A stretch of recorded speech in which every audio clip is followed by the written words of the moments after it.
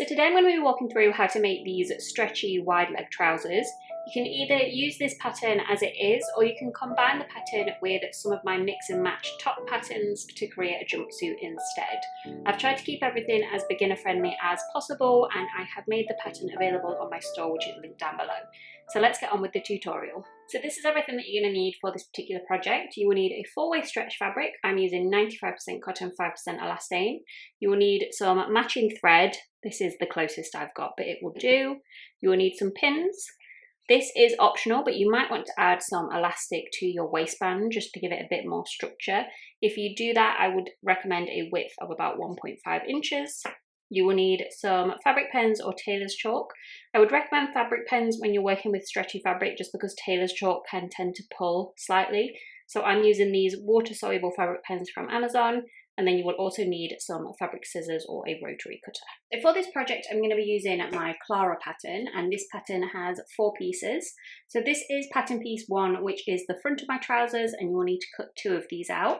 And this is pattern piece 2, which is the back of your trousers, and again, you will need to cut 2 of these out. I have pattern piece 3, which is my pocket, and you will need to cut 4 of these out. And finally, I have pattern piece 4, which is the waistband, and you'll need to cut 1 of these, but you want to cut it on the fold of the fabric.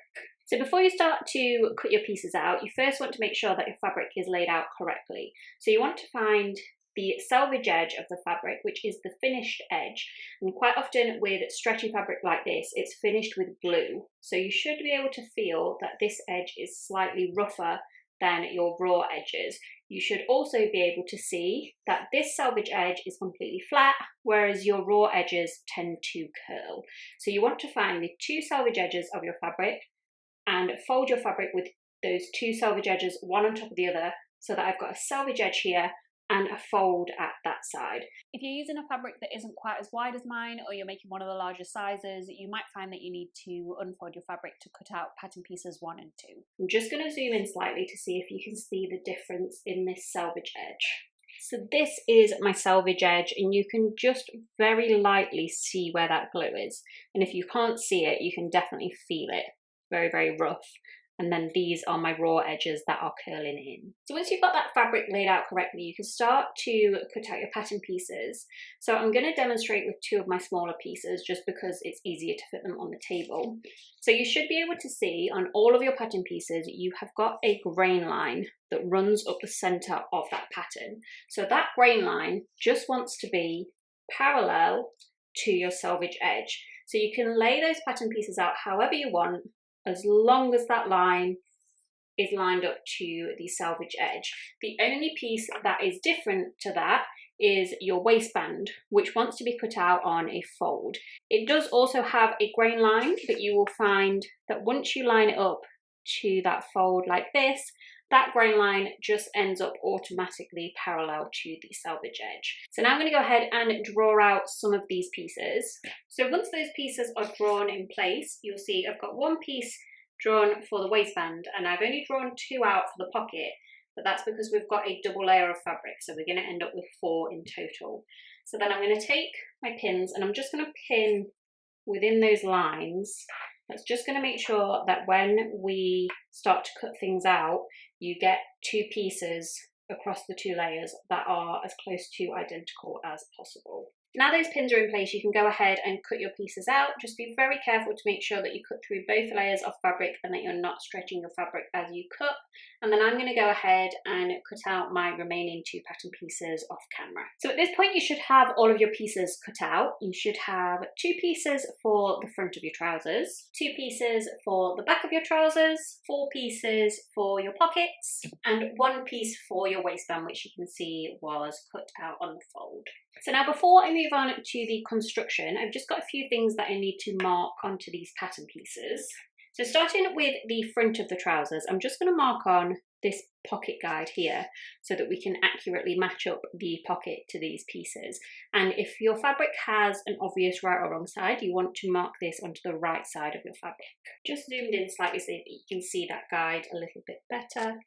So just lining it up to the edge, and I'm going to mark in the lines at the top and bottom, which will mark the top and bottom of your pocket, And then you've got a triangle in the center here, and this is called a notch. And notches are just used to help to match up pattern pieces more accurately. And for that, I'm just going to draw a horizontal line. You don't need to specifically draw a triangle. Some people prefer to cut these notches out of their fabric, but I wouldn't really recommend doing that with stretchy fabric, and it's much easier to just draw them on like this. So now I'm just going to repeat that for my second piece in pattern piece 1 and also my 2 pieces for the back of the trousers, just making sure that each of those pieces has that pocket guide. And then once you've got that guide added to all 4 pieces of your trousers, you also want to go in and add it to your pockets. So for your pocket, you'll only need to mark that center notch. You don't need to do the top and the bottom, and then you just want to repeat that for all 4 of your pockets.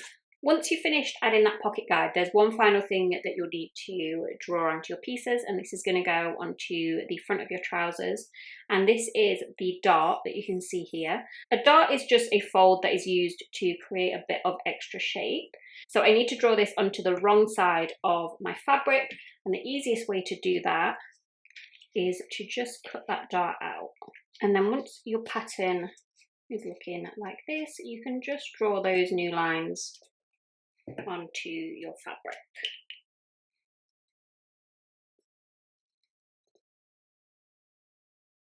And I'm just going to repeat that for the second piece of the front of my trousers.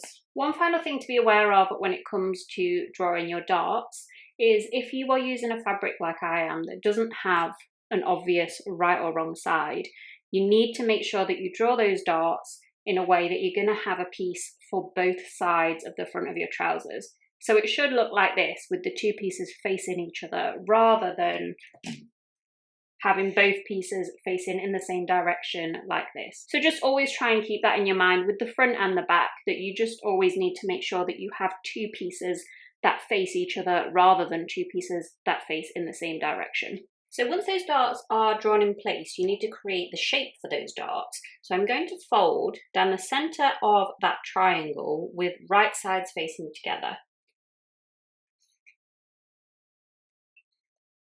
And that should look something like this. So I'm going to take my pins and I'm going to pin along that line. These lines are called the legs of the dart, and we just want to pin that in place. So the important thing with these pins is that you want them to go through the line on this side, but when you flip that dart over, they should also go through the line on that side as well. And once you've got those pins in place, we can start to sew that dart, and I'm going to do that with a straight stitch. Obviously you wouldn't normally use a straight stitch when you're working with stretchy fabric because it won't stretch very well, but these darts won't need to stretch, so we can use a straight stitch on these absolutely fine. So I've got my machine set to a standard straight stitch. I'm going to take that first pin out. I'm just going to follow along that line, just reversing at the top. Take out that next pin.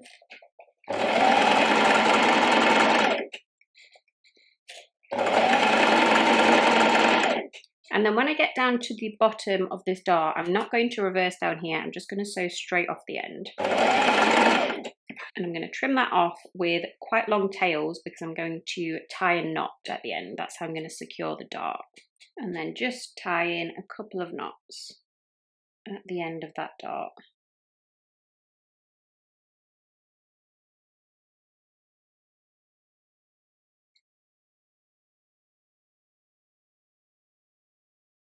And then trim off the excess.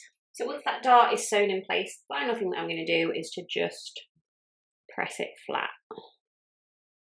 And then once you've finished your first dart, you want to go in and repeat the same steps for the second piece of the front of your trousers. And once you've got both of those darts sewn in place, you want to lay your 2 front pieces, one on top of the other, with right sides facing together, and just start to match up those corresponding edges. Now I'm going to take some pins and pin along the crotch of my trousers, which is this edge here.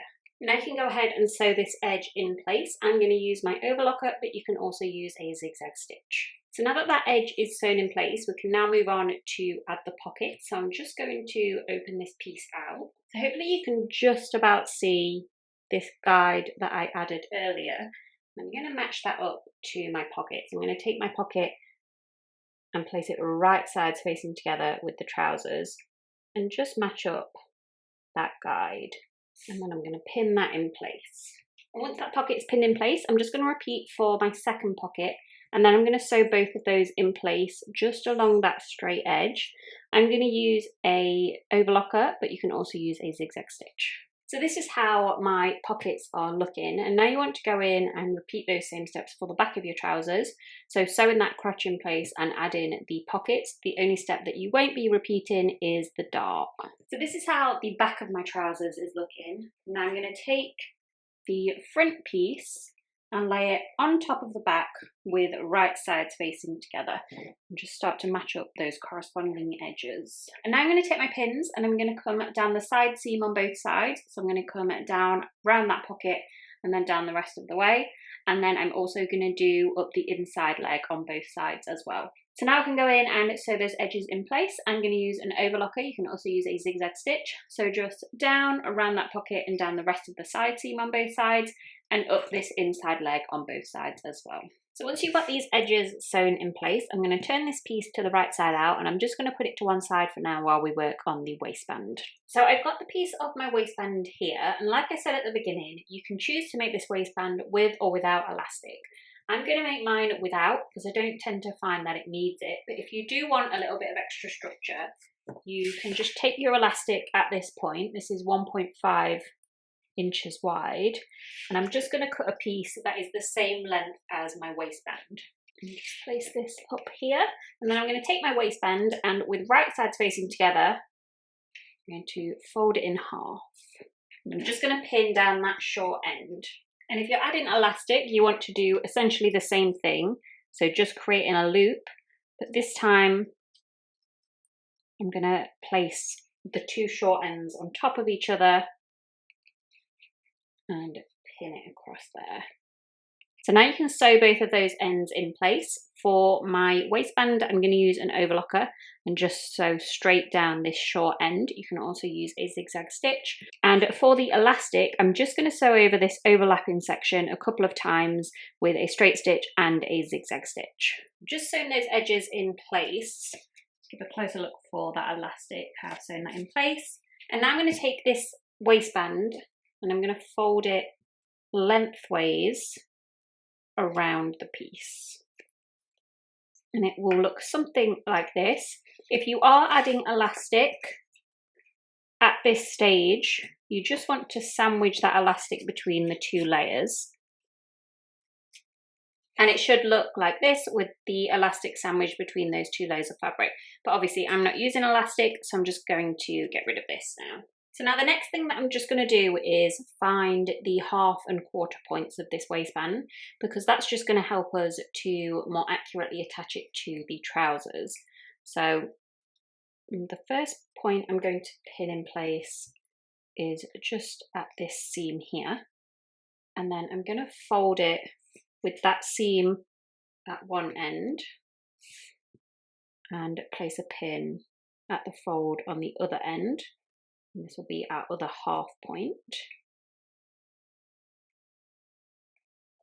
And then I'm going to fold it with those two pins, one on top of the other. And then these two new folds at the sides will be our 1/4 points. And then once you've got those pins in place, you can add this to the trousers. So I've got those trousers the right way out. I'm going to take my waistband and with the seam at the back, just going to place that waistband over the top of those trousers. So you should have the raw edge of the waistband meeting up with the raw edge of those trousers. And I'm just going to start to pin some of those points in place. So I'm going to pin the center front in place. And the side seam. And the side seam on the other side.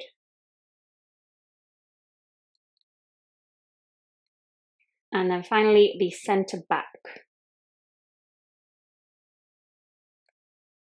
And I'm just going to go in with some more pins and fill in those gaps. So now I'm going to go in and sew that waistline in place with my overlocker. You can also use a zigzag stitch, just being very careful to make sure that you include all 3 layers of fabric in that seam, because you've got 2 layers of the waistband and 1 layer of the trousers. So then once that waistline is sewn in place, you can fold the waistband up.